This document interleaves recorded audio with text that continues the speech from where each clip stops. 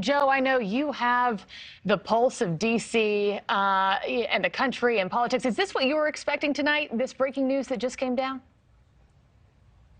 You know, it was certainly possible, especially because we knew that this was going to come down, Markey, to Clark County, which, as we've been reporting all night, does sort of lean Democratic. Now, let's not confuse Clark County for, San Francisco. I mean, it's certainly not a liberal bastion by any means, but it's certainly a left-leaning county. And so we thought that certainly could bode well for the Democrat, Cortez Masto, and that is exactly what happened. And actually, you can see in the margins here, as we show it to you here, these results, it is incredibly close. I mean, look at these numbers here. We're talking about nearly a million voters that came and cast their ballots. And the difference here, now that we know she has won this race, is about 6,000.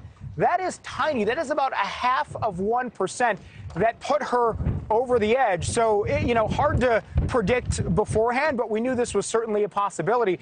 And, Markey, we've been talking about the effects of this win now that Democrats are certain to keep the Senate. Coming up in just a couple of weeks here, we actually have a crisis that could possibly happen. The debt limit comes up once again.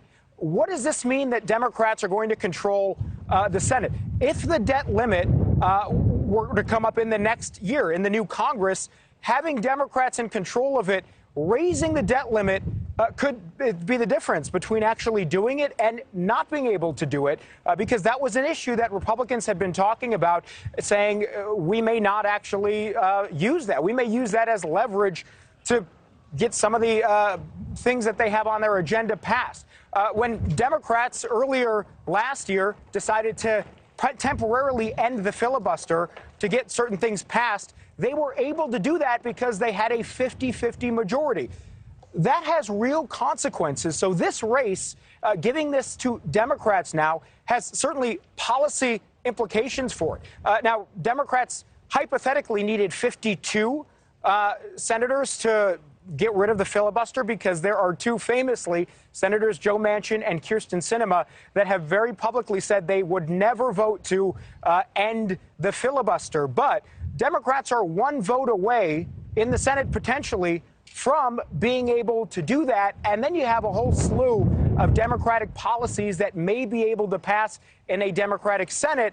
Caveat, we don't know what's going to happen yet with the House. It is still up in the air. But when you talk about what does this actually mean, it's not just a check mark for Democrats to say we outdid the expectations here. This has very real consequences for the nation when it comes to actually voting, actually passing things. When you talk about potentially even putting Roe versus Wade into law, Democrats are just one step closer to possibly being able to do those types of things, because they have, at the very minimum now, 50 Democratic senators, potentially 51, if it goes their way in Georgia. So, Markey, that's how important this race was. And it came down to this one county that, again, we had been waiting for. These last 20,000 votes coming in, crucial.